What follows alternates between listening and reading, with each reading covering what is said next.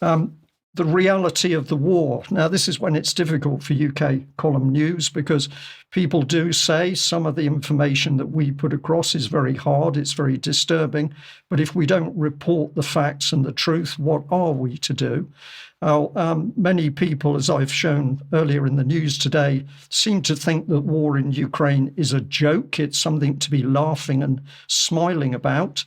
Let's just hear commentary from the Russian diplomatic team, who were commenting a few days ago about dead bodies. Literally, transfer 6,000 frozen bodies of Ukrainian soldiers, which are on storage with us. We've conducted all possible identification procedures, and we have organized special transport, and those bodies will be transferred to the Ukrainian side next week so that they can give them a decent burial. I don't know if there are any bodies that they want to give to us. We would accept them, but that is yet unknown. We are also agreed on the most large-scale prisoner exchange. Those who are gravely wounded or gravely ill, that will be a humanitarian gesture on our side. As the Ukrainian side often speaks about the general need for a ceasefire, we proposed a specific ceasefire for 2 or 3 days on certain parts of the front, and it will now be worked out by our specialists, and this will include the cessation of drone operations and other things, so that the bodies can be collected by commanders. It is a hot time of the year, and there is a danger of epidemics, so we want to create the possibility, especially since the Russian army is advancing. So we're into the real horrible truth about this battlefield. The scale of the violence is on a par with the worst of the violence in the Second World War. Massive losses. We still don't know the true figures, but between Russian and Ukrainian losses, we are certainly talking 1 million men. And the bulk of the casualties has fallen on the Ukrainian side. There is no doubt about this. And of course, what is being said in this little clip is that the Russians moving forward are having problems because they're moving into areas previously defended by Ukraine, where there are so many bodies. It's presenting a health hazard.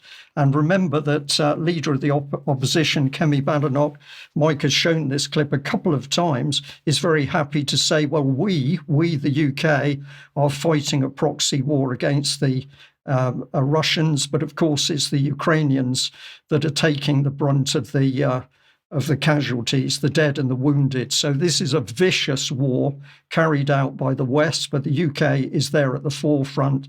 And the Russians talking in terms of handing back 6,000 bodies. This is just one incident that they hold on ice. It's truly despicable.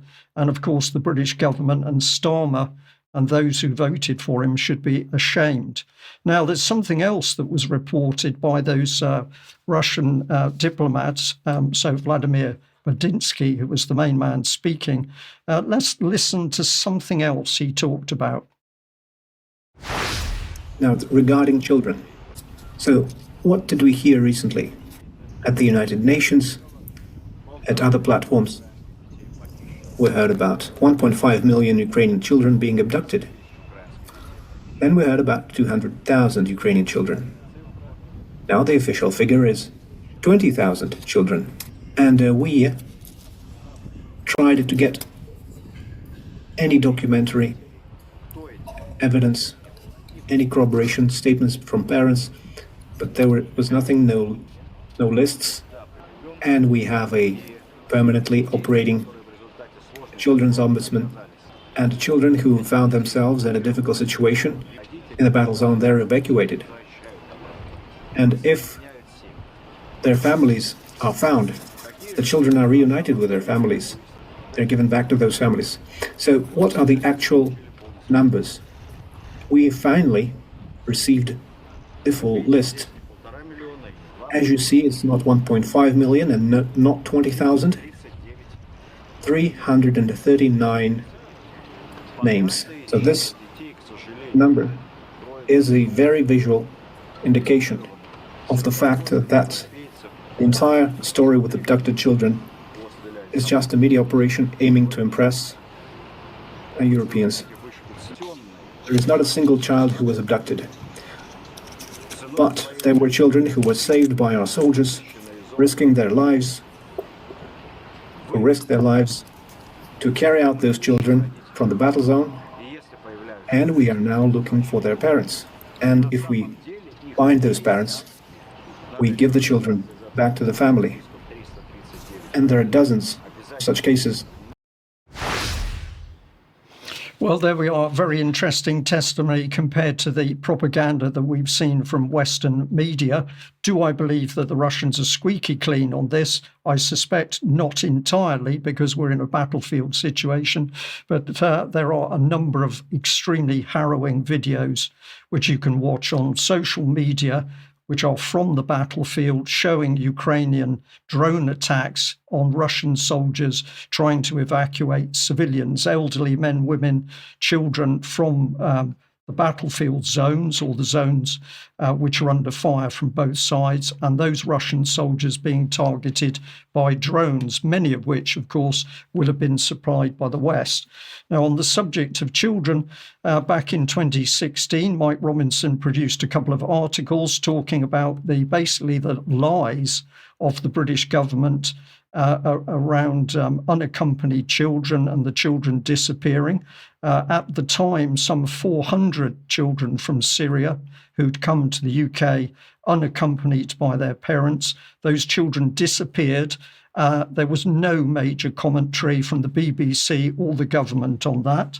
So that was one particular article. But Mike Robinson wrote a second one here on the 6th of October 2016, when he was talking about having tried to get an answer from Tim Farron about these Syrian children that had disappeared.